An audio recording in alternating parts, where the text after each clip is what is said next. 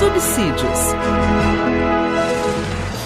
Meus queridos irmãos, eu quero cumprimentar a todos com a paz do Senhor Jesus. Eu sou o pastor Edivaldo Pereira e você está no canal Rascunho da EBD. O canal Rascunho da EBD, como sabemos, tem a finalidade de ajudar aí nos comentários da nossa escola bíblica dominical, das lições da classe de adultos e da classe dos jovens, tá certo?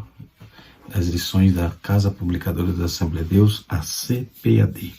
Nós estamos finalizando esse trimestre muito proveitoso na classe dos jovens, onde esboçamos uma parte dos Salmos, obviamente, e a lição de número 13 vem finalizando com o Salmo 133, né?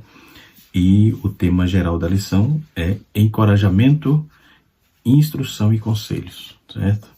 Então, o Salmo 133, ele nos fala de união, né? Unidade e assim sucessivamente, a beleza da unidade, né?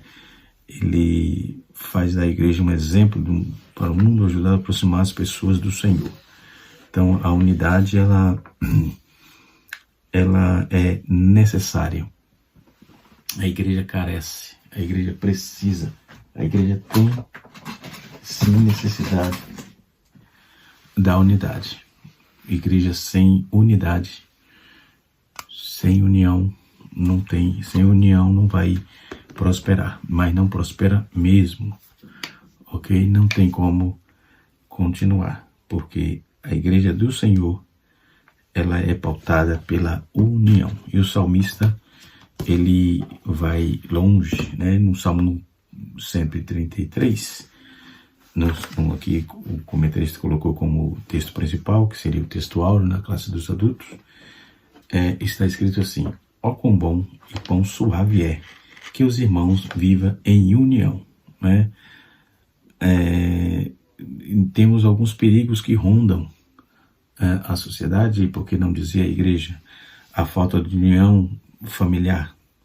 Davi teve que lidar com o crime, com o ciúme, aliás, de Saul.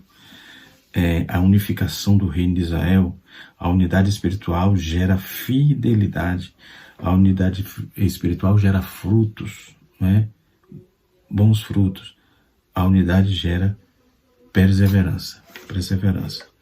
Então, precisamos ter unidade, ter unidos para que possamos prosperar, não é? Então, o salmista no Salmo 183, e também o comentarista usa João 17, quando Jesus diz: eu rogo ao Pai, eu não rogo somente por este, mas também por aqueles que pela sua palavra hão de crer em mim, mas para que todos sejam um, como tu, ó Deus, ó Pai, és em mim, eu em ti, também esteja só um em nós. Então, é um desejo de Jesus, era a vontade de Jesus, é o desejo de Jesus, é a vontade que a igreja continue, que a igreja seja unida. O salmista, o Salmo Davi, ele domina, e denominado isso o Cântico dos Degraus, no caso, né, no Salmo 133, ele, nas suas peregrinações, há pelo menos 15 salmos que falam do Cântico dos Degraus, né? E ele, dentro dessa categoria, o Salmo 120 até o Salmo 134, né? As características principais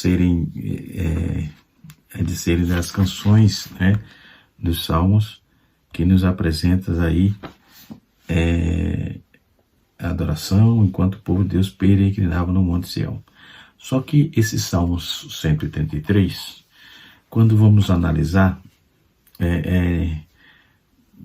há comentaristas, e é muito provável que Davi estava, depois de governar algum tempo em Hebrom, né? Em Hebrom, ele começou a governar a Judéia, em Jerusalém, aliás, né? Em Jerusalém. E provavelmente esse salmo ele escreveu porque as 12 tribos estavam debaixo do seu cetro, né? Então ele estava pregando a unidade daquele povo, a união daquele povo, né? Possivelmente é muito provável, é muito próximo. Então temos aí praticamente a certeza e a convicção que foi isso, que era isso quando Davi escreveu os Salmos. Ele é autor desse poema e provavelmente foi escrito quando ele passou ali 7 anos governando a Hebron, né? Depois ele passa a reinar em Jerusalém, tendo aí as 12 tribos debaixo do seu cetro, né? Por isso ele estava pregando. Então, uma retrospectiva que é necessária disso aí, dentro do fator histórico, né? Os filhos de Jacó ele formavam as 12 tribos de Israel, que são aí os símbolos da igreja cristã, quando vamos ver em Tiago, capítulo 1, versículo de 1 a 3, né? Então, jovens, nós vamos finalizar essa aula com maestria, né? E esboçando o Salmo 133. Dentro do Salmo 133, temos que ter a historicidade daquele povo que, por exemplo, os filhos eles eram filhos de um só pai, mas de 4 mães diferentes, né? Os filhos de Jacó. Então, que suscitava conflito interno entre eles, né? Isso gerava problema, como até hoje gera, né? Gera problema. Então, dentro dessa tensão, não cessaram. Logo depois, o turbulento período dos juízes que surgiu, depois a situação era bem conflituosa e em virtude das derrotas fragorosas sofridas naquele período, né, no período do sacerdote Eli, e mais tarde a iminência aí de Samuel, o maior profeta e sacerdote juiz daquele tempo, passa o bastão da liderança para os seus filhos avarentos. Aí o povo pediu a ele um rei, né? E a contragosto, né, Samuel fez a transição de um regime teocrático para o monárquico. Então Saul foi um rei insensato, né? Saul foi um rei insensato. Seus 40 anos de governo foram de turbulência, desavença. Depois de sua morte, aliás, explodiu aí uma guerra civil e Davi foi ungido rei pelos homens da tribo de Judá em Hebrom. Mas Abner, capitão do exército de Saul, havia constituído Isbosete, né, como rei lá sobre Israel. Eu quero indicar, se os irmãos quiserem conhecer mais sobre a história de Israel, eu vou indicar aqui alguns livros, né? A saber, vamos começar por esse livro da CPAD, Eugênio Merrill, certo? Excelente obra para te falar sobre a história de Israel. Outro sim, cadê? Deixa eu ver mais. Depois nós vamos ver também esse material interessante de Jorge Forré. Você vai ter uma base muito consistente sobre a historicidade de Israel. E temos outros materiais aqui, né, sobre a história de Israel, que vai lhe ajudar na elucidação disso que eu estou falando, desse início de aula, né, que eu estou citando aqui, sobre as instituições, sobre o povo de Israel, certo? Estou procurando aqui, deve estar lá atrás, mas temos outros materiais aqui sobre essa historicidade, né? E assim sucessivamente. Então, seria interessante você ter esse material, porque você tem aí uma base historiográfica, né? Com certeza, para te nortear melhor, ok? O desejo, como eu disse, a unidade cristã é o desejo de Deus. Sim, é o desejo de Deus, né? Então, Deus estabeleceu a igreja para que tenhamos, para que sejamos unidos, né? Quando vamos ver os fundamentos dessa unidade cristã, nós vamos, Paulo escrevendo a Efésios capítulo 4, nos versículos 4 a 6, Paulo diz assim, vamos ver, os Efésios: há um só corpo, há um só Espírito, assim como a esperança para a qual vocês foram chamados é um só Rei. Há um só Senhor, há uma só fé, um só batismo, um só Deus e Pai de todos, que é sobre todos, por meio de todos e em todos. Então Paulo faz um apelo à unidade, ele mostra a unidade divina e apresenta a necessidade da unidade cristã. Então, mas a unidade cristã não implica necessariamente em uniformidade, em ação que tem só uma forma, não. Falta de veracidade, de variedade, o ensino das Escrituras é que vivenciamos a unidade da diversidade e na pluralidade dos dons e chamados. Reconhecer a importância da diversidade nos leva a uma obra mais excelente. Então as nossas diferenças, habilidades, capacidades cooperam para melhorar o serviço do outro. Então eles somam aí e não dividem quando há unidade espiritual. Então o salmista ele vai trabalhar em cima dessa proposta, conforme vimos, e ele vai trazer esse fator historiográfico também, que é impossível não falar disso, E então Davi, ele foi ungido rei, e o texto diz que com a morte de Abner, o comandante Esbozete pelas mãos de Joabe, o comandante Davi e as tribos sob o comando de Esbozete se afrouxaram as mãos, e todo Israel pasmou-se, 2 Samuel capítulo 4, no seu verso de número 1. Mais tarde Esbozete foi assassinado traiçoeiramente no seu próprio leito, o que muito desgostou a Davi, pois ambos já estavam pacificados, não estava mais em guerra. Então todas as tribos de Israel vieram a Davi a Hebrom e falaram: somos do mesmo povo do que tu és. 2 Samuel capítulo 5, versículo número 1. E assim todo Israel vieram ter com Davi em Hebrom e ungir o rei sobre Israel. E sob o reinado de Davi, as duas tribos viveram em paz uma com as outras, desfrutaram de grande prosperidade. E vinham jantar a Sião, celebrar as festas, vinham juntas a Sião, celebrar a festa, adorar a Deus. Então a paz voltou a reinar, porque a liderança de Davi foi unificada. Ele trouxe uma união, e o pano de fundo a união é o pano de fundo desse salmo. Por isso que estou trazendo essa historiografia aqui. Então, nessa linha de pensamento, nós vamos ver que o comentarista, ele diz que o salmo é uma efusão de alegria santa, motivada pela visão da congregação de Israel como uma grande família nas festas anuais, anteriormente, de igual modo, poderia ser uma alusão às invejas, às alienações anteriores, à família de Israel, que pertenceram aí pereceram, aliás, ao ser substituída pela concordância,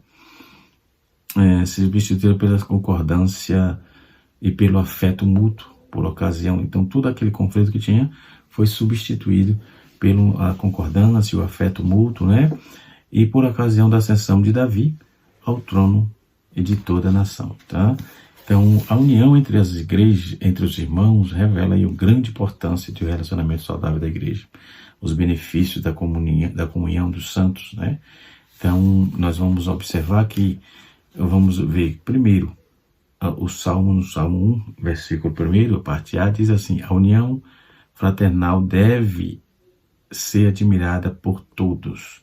A palavra hebraica aí é biner, que é traduzida por quão bom e quão suave é. Então, essa exclamação do salmista, ela faz uma convocação, fazendo uma pausa, Olhamos no mirante da graça, Observamos aí e ficamos admirados com a beleza da união fraternal que o salmista prega, que o salmista canta, e que é digna de admiração. né? Então, essa maravilhosa e raramente vista que é citada aqui, que é o mirante da graça, está no alto, a graça tem uma visibilidade, né? Então, pois é a característica dos santos verdadeiros. Então, nesse mirante da graça devemos contemplar irmãos vivendo juntos em uma família, uma igreja cristã juntas, irmãos da mesma denominação e de denominações diferentes. Somos irmãos de sangue de toda a alma do universo, né? Que foi comprada e lavada pelo sangue do Cordeiro. Nas palavras do comentarista, um comentarista chamado Purkise, ele diz assim que existe a unidade espiritual entre os filhos de Deus que transcende inclusive barreiras denominacionais, não é? Pois como diz um velho ditado, você não vê acerca dos quanto o trigo está alto, né? Um ditado interessante, e ele diz assim: você não vê as cercas quando o trigo está alto. As cercas são os que dividem, e se a unidade está maior, a cerca da divisão ela será totalmente submergida, será totalmente coberta. Então essa é a moral desse ditado interessante, né? Se você não consegue ver a cerca se o trigo estiver alto. O trigo aqui é simbolizado pela união, pela unidade, né? Nós vamos ver também no Salmo 183, verso 1, tudo que estou falando aqui é no Salmo 103, ele diz: a união é bela aos olhos do Senhor, como é bom e agradável, né? Essa combinação dos dois adjetivos, bom e agradável, é mais notável do que a conjunção dos dois astros de primeira grandeza. Nós vamos ver que as coisas que são boas, mas são agradáveis, né? Nós vamos ver que a disciplina, por exemplo, no capítulo 12, versículo 11 de Efésios ou de Hebreus.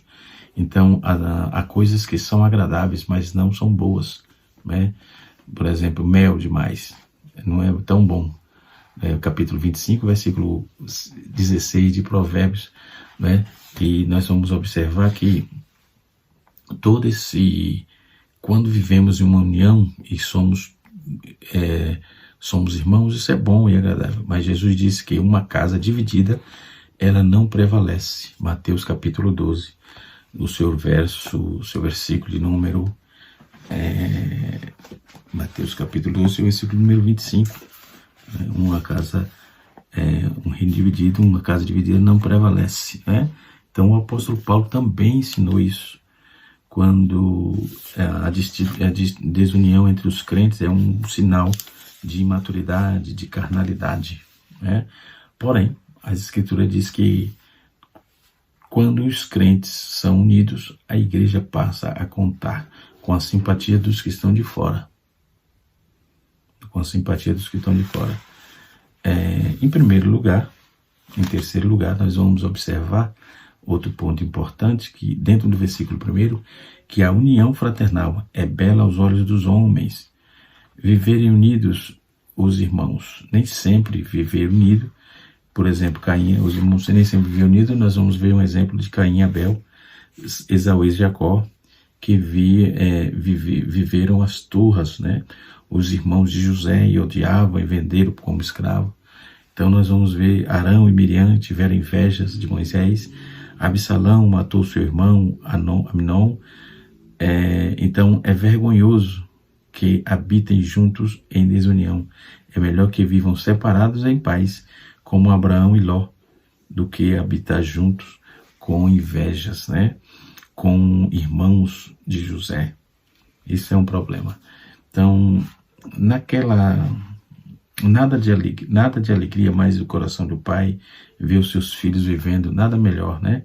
Em união, quando os irmãos de sangue ou de fé vivem em união, né? Isso é belo aos olhos de Deus, é belo também aos olhos dos homens. É um poderoso testemunho do poder do Evangelho, né? Quando você vê aí, hoje nos dias atuais, nós vemos o povo brigando, né? Lamentavelmente, mas é isso que estamos vendo. Pessoas brigando por posições, líder brigando por presidência, Deus disse que ele daria pastor, segundo Jeremias, segundo o coração de Deus, não é? E brigam por isso, brigam por aquilo, difama um, difama outro, né? Há estados brasileiros que tem 2 convenções, ou 3, e uma não se bate, ou pastor, quem for na outra igreja, que tem o mesmo nome, Assembleia de Deus, vai ser disciplinado, vai ser vilipendiado, vai ser escarnecido. Isso é coisa de demônio, isso não é coisa de igreja não. Porque segundo a Bíblia, segundo Efésios, segundo Mateus, segundo João, segundo o salmista, né, não há prazer em uma casa bagunçada. Nesse caso, a cerca está mais alta do que o trigo. O trigo não está crescendo. A cerca está mais alta, por isso tem a divisão. Se a cerca aparece, a divisão está ali. Se a cerca não aparece, a divisão foi, como eu disse, submergida pelo trigo que cresceu. Bendito seja Deus. Que o trigo esteja sempre alto, na unidade da igreja, na comunhão, no partir do pão, na alegria em servir, não é? Ao Senhor. Porque a alegria não é só para mim.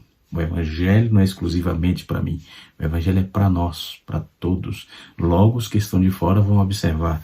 Quero ser igual a eles, quero receber o mesmo Deus, quero ser transformado da mesma forma, quero buscar igual eles buscam. Mas hoje, que testemunho estamos dando? Como é que está o seu campo de trabalho? A cerca está maior ou o trigo está maior que a cerca?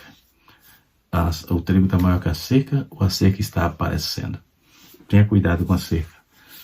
Plante mais trigo e elimine a cerca, porque não há divisão. Deus abençoe. Vamos para frente, vamos continuar a aula. Outro ponto importante, dentro da beleza da comunhão, da unidade, nós vamos ver que, com bom e com suave é que os irmãos vivem em união, né? Eu trouxe aqui alguns exemplos de irmãos que tiveram guerrinhas, brigas, não é? E assim sucessivamente, mas também como Abraão e Ló não tinha comunhão, mas eles viviam, mas tinham paz, eles não estavam brigando. Pior que você não tem comunhão, não tem paz, aí perturba tudo. Nada mais vai alegrar o coração de Deus se nós vivemos em união, não é? Então, a unidade cristã, a união cristã é boa, necessária em si mesma, é para todos, para os que estão de dentro e para os que estão de fora. É boa, quem tem razão dizer. Nós vamos ver que a união cristã é boa em si mesma, boa para nós mesmos, boa para os irmãos e boa para todos os novos convertidos e boa para os que estão no mundo. Então, essas 4 posições interessantes. Boa para nós, para si mesmo, boa para nós, boa para os irmãos, boa para todos os novos convertidos e boa para o mundo, né? Então, essa união fraternal, o salmista usou 2 símbolos. E esses conhecidos em Israel, ele ilustra a união entre irmãos, quando ele diz a união fraternal é como óleo, né? Óleo como óleo precioso sobre a cabeça, a qual desce sobre a barba de Arão. Então desce sobre a gola de suas vestes. Então a união entre os irmãos é como óleo, é o símbolo do Espírito Santo, né? As tribos que aqui eram permeadas com a santa unção fraternal, né? O comentarista Warren Wiersbe, ele diz que as coisas externas nos dividem: gênero, riqueza, aparência, preconceito étnico, condição social, posicionamento político, enquanto o Espírito promove nossa união e glorifica Cristo. Então, naquele tempo, óleo era usado naquele tempo como cosmético, como remédio, como unção espiritual, e assim sucessivamente. Então, nós vamos observar que esse ponto é um ponto importantíssimo. Outro ponto importante é que o óleo é símbolo de unção. O óleo era puro e perfumado. Então, isso quer dizer que onde tem óleo, deve ter um ambiente agradável, né? Outro ponto importante é que o óleo é símbolo de terapia, ou seja, a terapia é terapêutica, produzir cura e alívio. A igreja de Corinto estava doente porque não havia comunhão entre os crentes. Vemos isso, 1 Coríntios 11, versículo 30. Porém, não há comunhão. Não há comunhão. Onde há comunhão, se há comunhão, há cura. Né? O óleo também é o símbolo de cosmético que era usado como tal naquele período. Então, isso faz parte do toalete das pessoas como produto doméstico, para o corpo, para os cabelos. Né? A união fraternal é como orvalho, no versículo 3, Salmo 133, né? Que desce sobre o monte de Sião. Então, as Escrituras é símbolo o orvalho é símbolo da palavra vivificadora de Deus. Né? É a bênção de Deus que traz a fertilidade e revigora, né, a vida humana, revigora suas forças, revigora a sua saúde, revigora suas vistas para que você tenha visão, revigora a sua voz para que você louve, revigora seu intelecto para que você estude, que você pense, que você medite na palavra. Né? Então, o orvalho é o que nos traz aí. O Monte Hermon aí, situado lá em Israel, em 2.814 metros de altitude, é o monte mais alto do país. Era proverbial, né, para o seu orvalho pesado, porque já era o pequeno Monte Sião, né, situado no sul, e quase 200 quilômetros, também desfrutava da mesma dádiva. Né? Então nós vamos observar que as duas figuras que Davi usa aqui, a união do povo de Deus e o óleo que corre pelo sacerdote, que é como orvalho, ele fecunda dois montes distantes. Ele tem abrangência grande, podemos observar aqui. Então traz a ideia de que a unidade, e o israelita entendia isso perfeitamente. Né? Essas duas imagens de óleo e orvalho, elas lembram que a união não é o óleo, lembram que a união não é algo que é constituído, que constitui, mas sim algo que Deus envia do alto. Então deixemos que Deus traga a nós união, né? União na liderança, união nas igrejas locais, né? União nos grupos, na direção dos grupos, né? Que possamos amar mais, ter mais Cristo, ter mais orvalho, ter mais óleo, permitir que o óleo do Senhor, que o orvalho nos cubra e que possamos produzir frutos dignos de arrependimento e que os de fora vejam em nós o orvalho de Cristo, né? E o óleo do Senhor sobre nossas vidas, né? Nós vamos observar que as bênçãos da união fraternal, ela é interessante, ela é necessária. Nós vamos ver, ali o Senhor ordena a bênção, versículo 3 do capítulo 33. Ali o Senhor ordena a bênção. Esta bênção é ordenada por Deus. A bênção espiritual emana do céu, ou seja, não é obra nem conquista humana, mas podemos dizer que Deus ordena aquilo que somente Ele pode dar, a bênção e a vida para sempre. Então, ninguém tinha isso, nem bênção e nem vida, só o Senhor pode. É Ele que ordena, versículo 33, capítulo 133, verso 3. Então, a palavra ali tem dois sentidos. Primeiro, pode significar Sião, a casa de Deus, a morada do Altíssimo. Não é? Em segundo lugar, nós podemos dizer que é um encontro especial, onde Deus trabalha. Ali o Senhor ordena a bênção para todos. Não é? Sião é um lugar onde Deus tem um encontro especial com o seu povo. Em segundo lugar, isso pode significar também a união.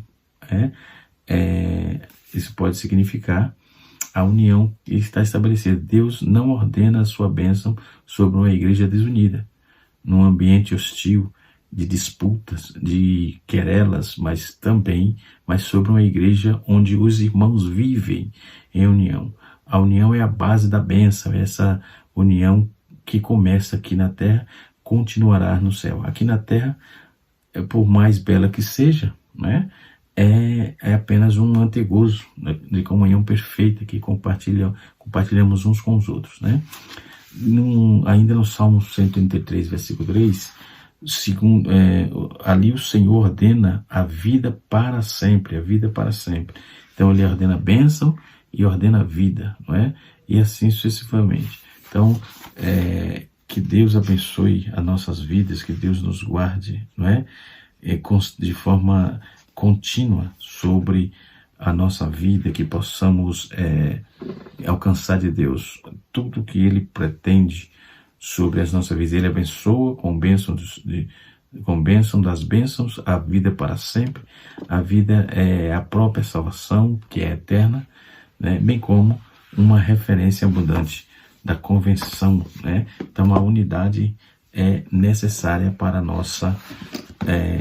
que a nossa bênção chegue rápido, chegue mais cedo, chegue a tempo e chegue perfeita, né? Por isso a beleza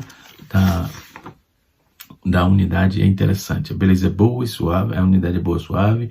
Nós temos as duas imagens aqui apontadas, que é o orvalho e o óleo, interessante, como já disse, não é?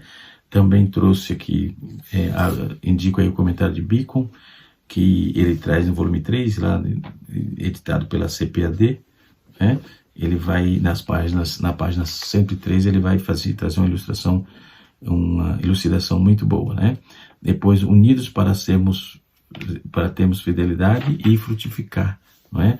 Nós precisamos ter os elementos da unidade, da unidade da igreja, a unidade da doutrina, a unidade da piedade, a unidade do serviço, né? Tudo isso a igreja precisa ter, é necessário ter. Que Deus em Cristo nos abençoe, que a graça e a misericórdia de Deus nos alcance.